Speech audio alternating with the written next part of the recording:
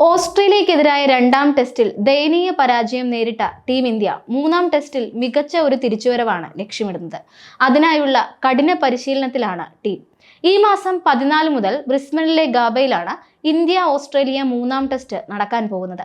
ആദ്യ 2 ടെസ്റ്റുകളിലും യശസ്വി ജയ്സ്വാൾ, KL രാഹുൽ ജോഡിയായിരുന്നു ഇന്ത്യയുടെ batting open ചെയ്തത്. രോഹിത് ശർമ്മയാകട്ടെ രണ്ടാം ടെസ്റ്റിൽ മധ്യനിരയിലേക്ക് മാറുകയും ചെയ്തു. അടുത്ത മത്സരത്തിലും രാഹുൽ ജയ്സ്വാൾ ജോഡി ഇന്ത്യൻ ബാറ്റിംഗ് ഓപ്പൺ ചെയ്യുമെന്നായിരുന്നു സൂചനകൾ. എന്നാൽ ഇപ്പോൾ അതിൽ ഒരു മാറ്റം വന്നേക്കും എന്ന വിവരങ്ങളാണ് പരിശീലന സെഷനിൽ നിന്ന് ലഭിക്കുന്നത്. രാഹുൽ ഓപ്പണിംഗിൽ നിന്ന് മധ്യനിരയിലേക്കും രോഹിത് ശർമ്മ മധ്യനിരയിൽ നിന്ന് ഓപ്പണിംഗിലേക്കും തിരിച്ചെത്തിയേക്കും എന്നാണ് ഇപ്പോൾ ലഭിച്ചിരിക്കുന്ന റിപ്പോർട്ട്. KL രാഹുലും യശസ്വി ജയ്സ്വാളുമാണ് പരിശീലന സെഷനിൽ ഇന്ത്യക്ക് വേണ്ടി ആദ്യം ബാറ്റ് ചെയ്തത്. രോഹിത് ശർമ്മ ഈ സമയം സ്ലിപ്പ് പരിശീലനം നടത്തുകയായിരുന്നു. എന്നാൽ പിന്നീട് രാഹുലിനെ മാറ്റി രോഹിത് നെറ്റ്സിൽ പരിശീലനത്തിനെത്തി. തുടർന്ന് ന്യൂ ബോളിൽ ജസ്പ്രീത് ബുംറ, മുഹമ്മദ് സിറാജ്, ആകാശ് ദീപ് എന്നിവർക്കെതിരെ ഏറെ നേരം അദ്ദേഹം ബാറ്റ് ചെയ്തു.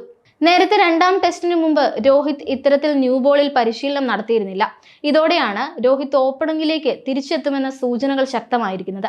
നേരത്തെ രോഹിത് ശർമ്മയ്ക്ക് പകരം ഓപ്പണിംഗിലേക്ക് എത്തിയ രാഹുൽ ആദ്യ ടെസ്റ്റിൽ മികച്ച പ്രകടനം കാഴ്ചവെച്ചെങ്കിലും രണ്ടാം ടെസ്റ്റിൽ നിരാശപ്പെടുത്തിയിരുന്നു. രോഹിത് ശർമ്മയാകട്ടെ ആദ്യത്തെ ടെസ്റ്റിൽ കളിച്ചിട്ടില്ല.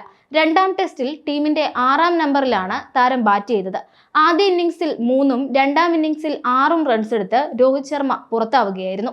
മൂന്നാം ടെസ്റ്റിന് മുമ്പ് ഇന്ത്യൻ ക്രിക്കറ്റ് ടീമിനെ ഹാപ്പിയാക്കുന്ന ഒരു വാർത്തയും പുറത്തു വരുന്നുണ്ട്. സൂപ്പർ താരം ജസ്പ്രീത് ബുംറയുടെ ഫിറ്റ്നസിന്റെ കാര്യത്തിലാണിത്. നേരത്തെ രണ്ടാം ടെസ്റ്റിനിടെ ബുംറ പരിക്കിന്റെ ചില സൂചനകൾ നൽകിയിരുന്നു. എന്നാൽ താരത്തിന് ഫിറ്റ്നസ് പ്രശ്നങ്ങളൊന്നും ഇല്ലെന്ന വാർത്തയാണ് പരിശീലന സെഷനിൽ നിന്ന് ഇപ്പോൾ ലഭിച്ചിരിക്കുന്നത്. ഏറ്റവും മികച്ച താളത്തിലാണ് നെറ്റ്സിൽ താരം പന്തെറിഞ്ഞിട്ടുള്ളത്. ഇന്ത്യൻ ടീമിന് വലിയ ആവേശം സമ്മാനിക്കുന്ന കാര്യമാണിത്. നേരത്തെ പെർത്തിൽ നടന്ന 1ാം ടെസ്റ്റിൽ 295 റൺസിന്റെ കിടിലൻ ജയമായിരുന്നു ടീം ഇന്ത്യ നേടിയത്.